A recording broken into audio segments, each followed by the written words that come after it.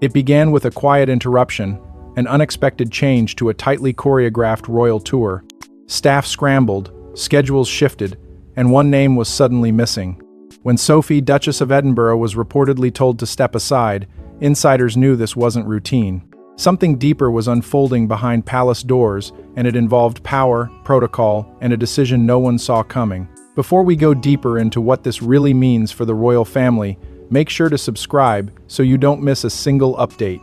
At first, the palace moved quickly to contain the moment, offering a carefully worded explanation that hinted at nothing more than minor scheduling adjustments. But those who have watched the monarchy long enough understood the weight of such language. Adjustments like these do not happen without reason, and they certainly do not happen quietly when senior royals are involved.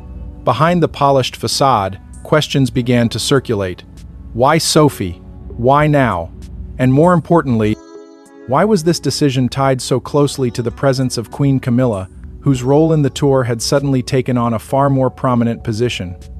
Sophie had long been considered one of the monarchy's most dependable figures, someone who worked without controversy and carried out her duties with quiet precision. Her absence, therefore, did not go unnoticed. Palace aides, usually composed and disciplined, were reportedly caught off guard. Conversations that were once routine became guarded. Words were chosen more carefully. And in those subtle shifts, the first signs of something deeper began to emerge.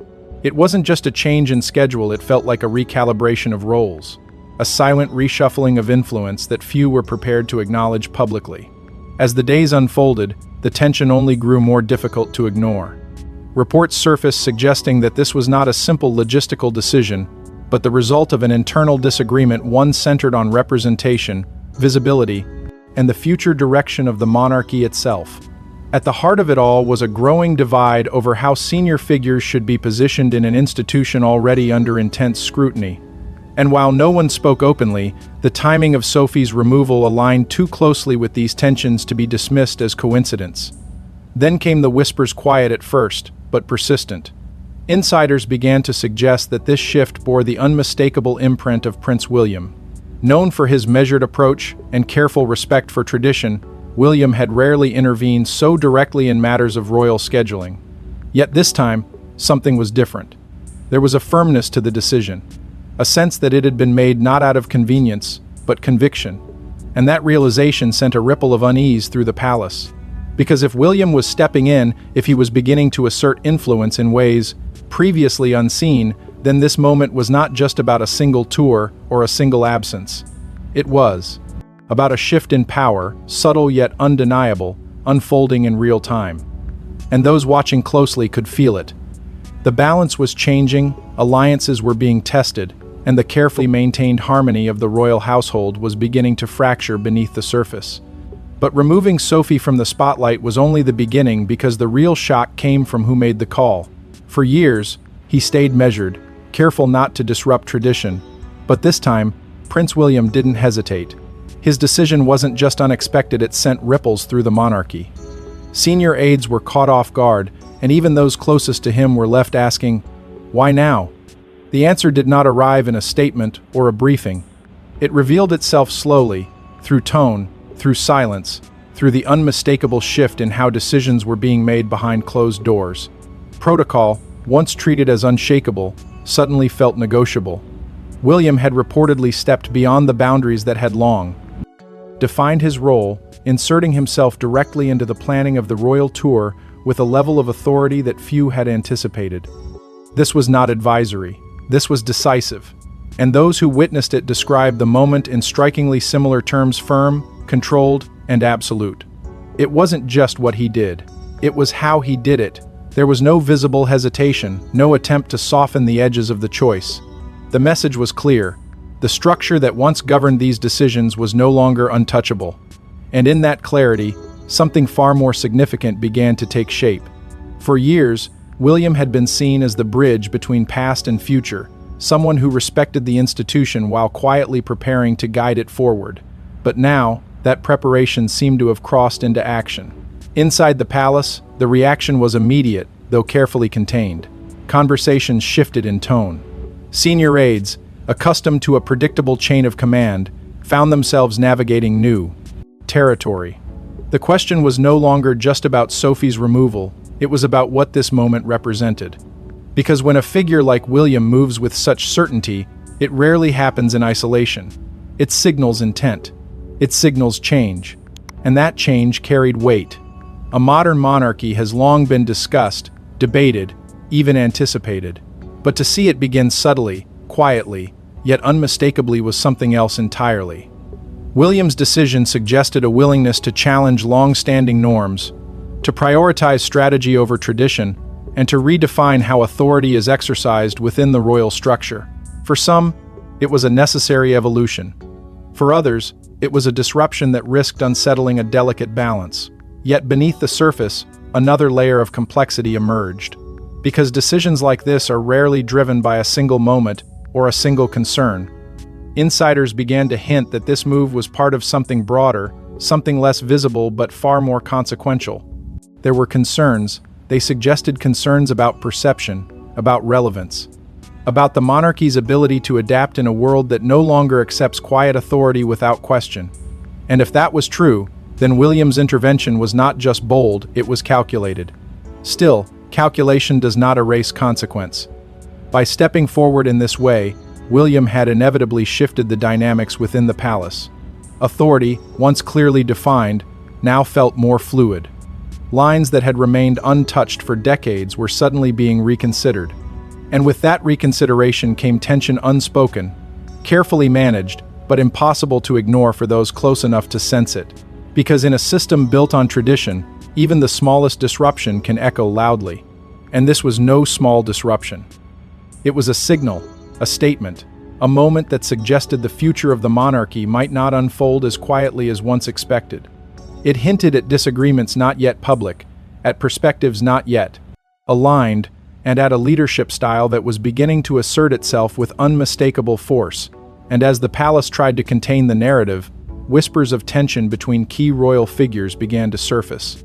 At the center of the reshuffle stood Queen Camilla, poised, composed, but now under quiet scrutiny.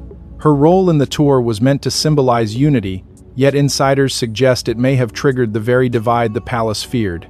For years, Camilla's position within the monarchy had been carefully shaped, refined through patience and persistence, evolving from controversy to cautious acceptance. She had learned to navigate the institution's unspoken rules, to move with restraint, to embody stability where once there had been doubt. And yet, in this moment, that carefully constructed balance seemed to shift. Her expanded presence on the tour was not merely ceremonial, it carried weight, intention, and, to some, an unmistakable signal of influence growing stronger behind the scenes. Was subtle at first. A change in emphasis, a shift in who stood where, who spoke when, who represented what. But within the palace, such details are never insignificant. They are read, analyzed, and understood as part of a larger language, one that speaks of hierarchy, authority, and future direction. And as Camilla's role appeared to deepen, so too did the questions surrounding it. Was this a natural progression, or something more deliberate? Was it unity, or was it consolidation? Those closest to the situation began to hint at a more complex reality. Behind the composed exterior, there were reportedly differing visions for what the monarchy should become. Not open conflict, not outright disagreement, but a quiet divergence in priorities.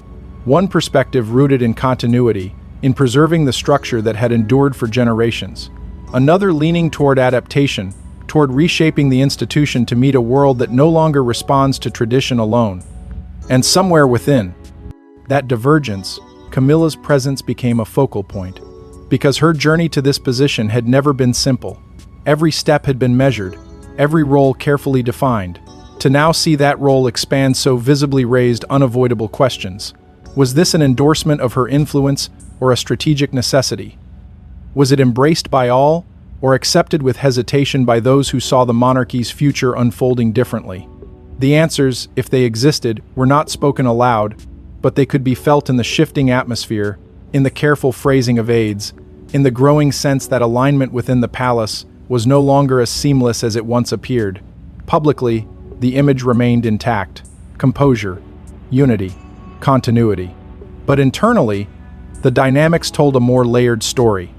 Because institutions like this do not change loudly, they change in increments, in decisions that seem small until their impact becomes impossible to ignore. And Camilla's expanded role, set against the backdrop of William's decisive intervention, began to look less like coincidence and more like part of a broader realignment.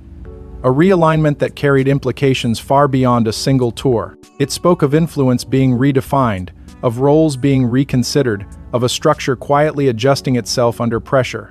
And as those adjustments unfolded, the contrast between public image and internal reality grew sharper, more difficult to reconcile, more revealing with each passing moment. Because when influence shifts, it rarely does so without consequence.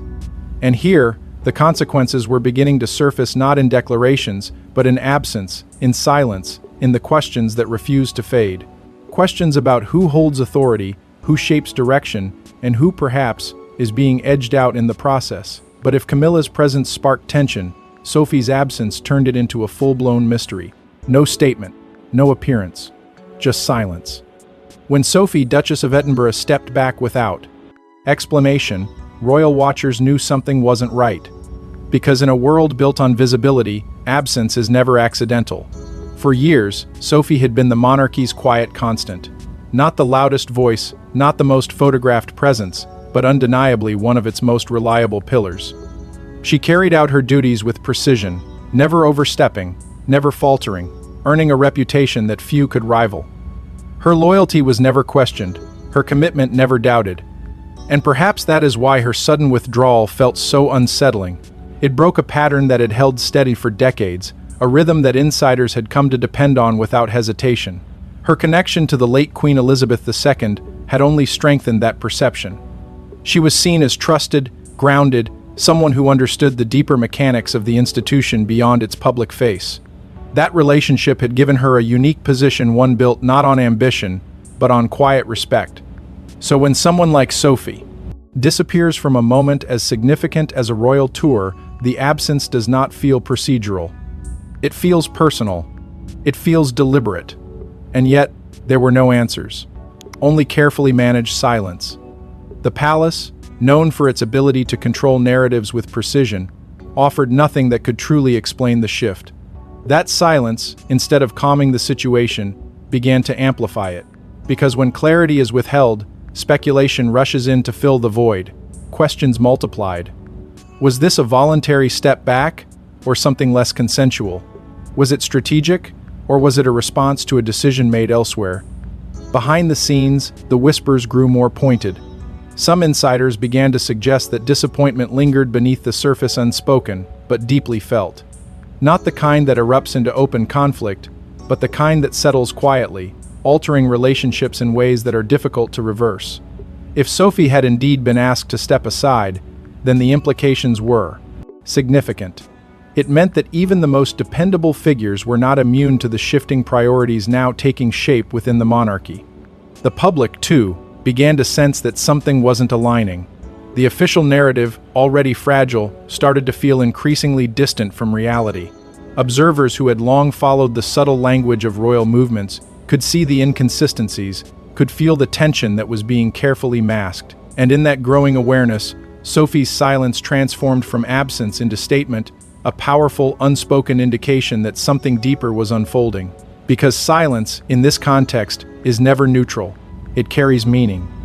It suggests restraint, yes, but also signals that words, if spoken, might reveal more than the institution is prepared to confront. And that possibility of truths left unsaid only deepened the sense of unease surrounding the entire situation. What made it more striking was how quickly perception began to shift.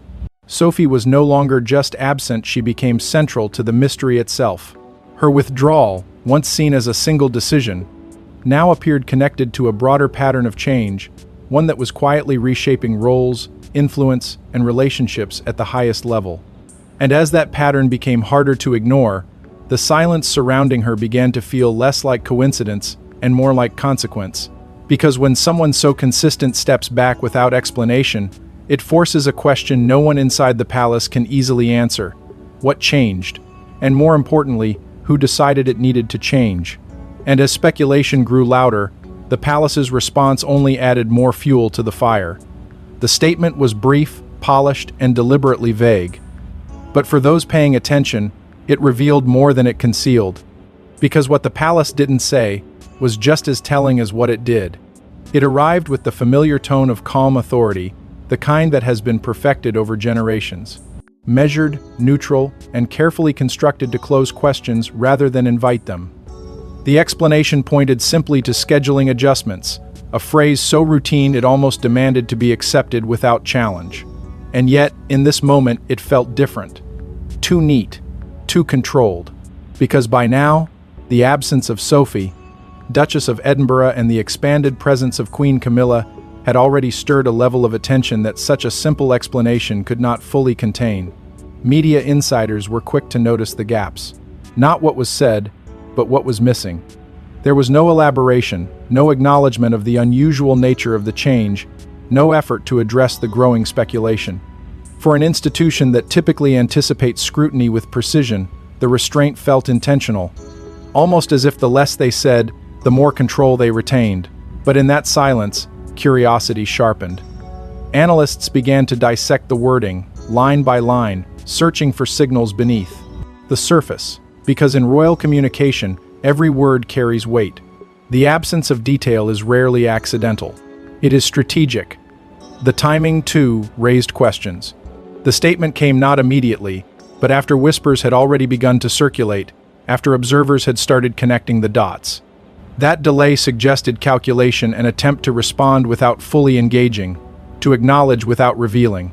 And for those who have long studied the language of the palace, it was a familiar pattern. Contain the narrative, limit the exposure, maintain composure at all costs. But the cost, in this case, was becoming increasingly visible. Public reactions split almost instantly. Some accepted the explanation at face value, trusting in the institution's ability to manage its own affairs. Others, however, saw it as confirmation that something was being deliberately obscured. The lack of transparency did not quiet the conversation, it amplified it. Because when clarity is withheld in the face of growing attention, it begins to feel less like discretion and more like avoidance. This perception of control, carefully maintained, tightly held, only reinforced the idea that the situation was more complex than it appeared. The palace was not losing its grip on the narrative, it was choosing how much of it to release. And that choice, in itself, spoke volumes. It suggested that whatever lay beneath the surface was significant enough to require such restraint, such precision, such unwavering discipline in communication. At the center of it all remained the unanswered questions. Why had Sophie stepped back so suddenly? Why had Prince William taken such a decisive role? And why did the explanation feel so disconnected from the reality unfolding in plain sight? These questions lingered, growing heavier with each passing day, refusing to be dismissed by carefully chosen words. Because the more controlled the message became, the more it hinted at something uncontrollable beneath it. Something that could not be easily explained, something that required more than a polished statement to fully understand. And as that realization began to settle, it became clear that the official version of events was only one part of a much larger story, one that was already taking shape beyond the palace's carefully constructed lines. Yet behind the official lines, insiders were already sharing a very different version of events. Away from cameras and ceremonies, conversations grew sharper. Voices lowered, decisions hardened. According to those close to the situation, this wasn't just about a tour, it was about the future of the monarchy itself. What had begun as a quiet adjustment was now revealing its true weight. Behind closed doors, discussions were no longer routine, they were intense, deliberate, and at times, deeply divided. Senior figures who once moved in quiet alignment were now navigating differences that could not be easily smoothed over. These were not surface-level disagreements. They were rooted in something far more fundamental, competing visions of what the monarchy must become in order to survive. At the center of these discussions stood Prince William, no longer observing from the edges but actively shaping the direction of the conversation. His approach, described by insiders as focused and uncompromising, reflected a growing urgency. The world outside the palace had changed, and with it, expectations had shifted. The monarchy, once shielded by tradition alone, now faced a different reality, one where relevance had to be earned, not assumed. And William, it seemed, was no longer willing to wait for that realization to settle on its own. His push for streamlined representation was not merely about efficiency, it was about clarity. Fewer voices, fewer appearances, more control over how the institution presents itself to the public. To some, it was a necessary evolution. To others, it felt like a narrowing of roles, a quiet sidelining of figures who had long contributed to the monarchy's stability. And in that tension, the earlier decisions, Sophie's absence, Camilla's prominence, began to make a different kind of sense. Not isolated choices, but pieces of a broader strategy taking shape in real time. But strategy does not exist in isolation. It meets resistance, hesitation, and, at times, quiet opposition. Insiders describe an atmosphere that has grown increasingly complex, where agreement is not always immediate and consensus is harder to reach. The differences are not explosive, they rarely are within these walls, but they are unmistakable. A pause where there once was certainty. A hesitation where there once was flow. These are the signs of a system adjusting under pressure. At the heart of it all lies a shared concern, one that no one within the palace can afford to ignore: public perception. The monarchy's strength has always relied on its ability to maintain trust, to project stability even in moments of uncertainty. But in an era where scrutiny is constant and narratives shift rapidly, that balance has become harder to maintain. Every decision, every absence, every shift in presence is examined, interpreted, and often questioned. And that reality has forced those at the top to think differently, to act more decisively, even when those actions risk unsettling the very structure they aim to protect. This is why the decisions have felt so firm, so final. They are not being made lightly. They are being framed, internally, as necessary steps, adjustments required to ensure that the monarchy remains not just visible, but viable. And yet, necessity does not eliminate consequence. The more these changes take hold, the more they reveal the underlying strain within the institution. Because evolution, especially one that happens quietly and quickly, rarely comes without cost. And that cost is beginning to show not in public statements, but in the shifting dynamics behind them. Relationships tested, roles reconsidered, influence recalibrated.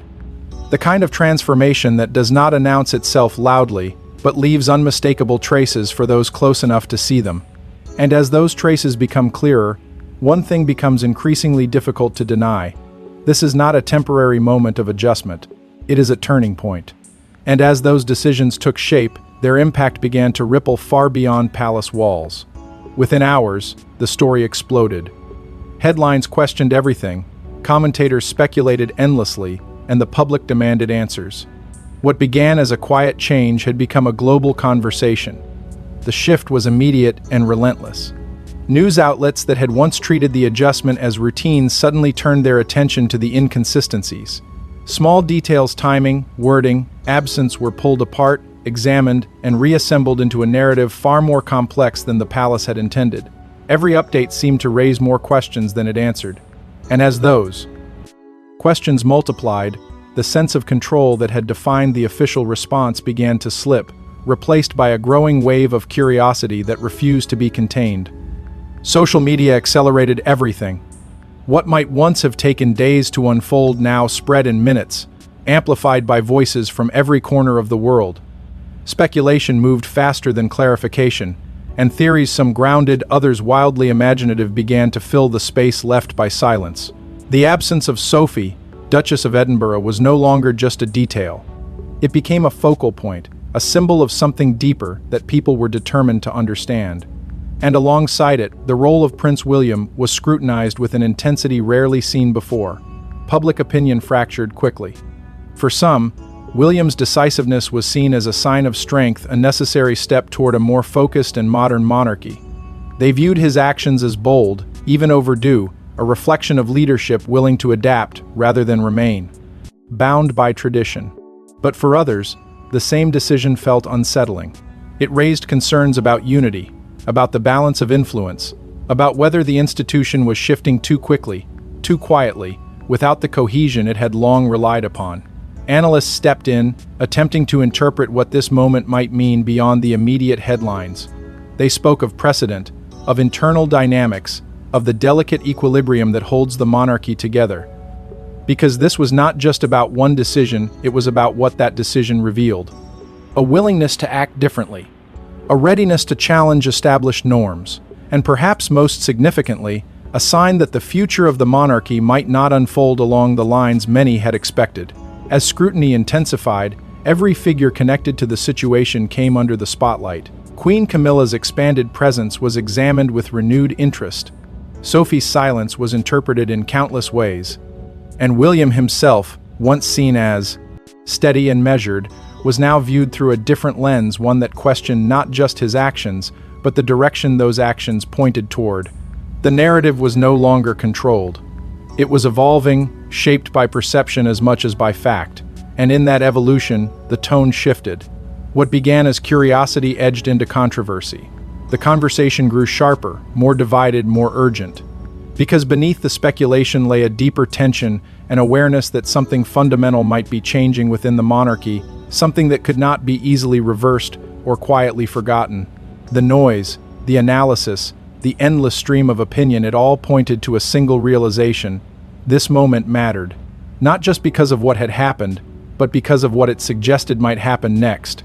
And as the story continued to unfold, the question became harder to ignore, more pressing with every passing hour. But beyond the headlines and speculation lies a bigger question: what does this mean? For what comes next? Moments like these don't just pass, they define eras. And as the dust begins to settle, one thing is clear: the monarchy is changing.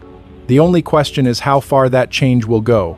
What once appeared to be a contained decision now stands as something far more significant, a turning point shaped by intent, timing, and consequence. The move by Prince William is no longer being viewed as an isolated intervention, but as a signal, a quiet declaration that the future will not simply mirror the past. For years, the monarchy has balanced on a delicate line between tradition and transformation. Now, that balance feels as though it is shifting, guided by a new kind of leadership that is less willing to wait and more prepared to act. There is a growing sense, subtle but undeniable, that a generational transition is no longer something distant or theoretical. It is happening, step by step, decision by decision. William's approach suggests a departure from the slower, more cautious rhythms that once defined royal evolution. Instead, there is focus, precision, and a willingness to reshape roles in ways that reflect a changing world. And in that shift, long-standing assumptions begin to lose their certainty. What it means to serve, to represent, to lead, these ideas are being quietly redefined. But with redefinition comes consequence. The internal relationships that have long held the institution together are now facing a new kind of pressure. Adjustments in visibility and influence do not happen without impact. They ripple outward, altering dynamics that were once stable, introducing tension where there was once alignment. The silence, the absence, the carefully measured responses, all of it points to an institution navigating change while trying to preserve its core, and that balance is not easily maintained. At the same time, the expectations beyond palace walls continue to evolve. The public, more engaged and more observant than ever, is no longer satisfied with tradition alone. There is a demand for clarity, for relevance, for a monarchy that not only endures but adapts. And this is where the true challenge emerges.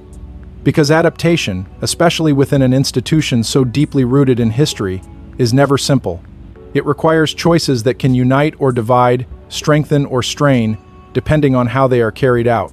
Figures like Queen Camilla and Sophie, Duchess of Edinburgh, now exist within this shifting framework, their roles viewed through a lens that is constantly adjusting. Presence becomes meaning, absence becomes message. And every decision, no matter how controlled, feeds into a larger narrative that is no longer confined to the palace alone. It is shaped by perception, by reaction, by the collective understanding of what the monarchy should be in the years ahead. And that is what makes this moment so powerful. It is not loud. It is not dramatic in the traditional sense, but it is decisive. It marks the beginning of something that cannot easily be reversed, a movement toward a future that will demand resilience, clarity, and perhaps difficult compromises. The question is no longer whether change is coming. It already has. What remains uncertain is how that change will settle, how it will reshape the relationships at the heart of the monarchy, and whether unity can be preserved as new paths are carved. Because in institutions like this, Evolution is never just about progress, it is about survival. And survival, in this context, requires more than tradition. It requires vision. Because in the House of Windsor, every decision echoes, and this one may shape the monarchy for years to come. Thanks for watching. Please don't forget to like and subscribe, and we will see you in the next one.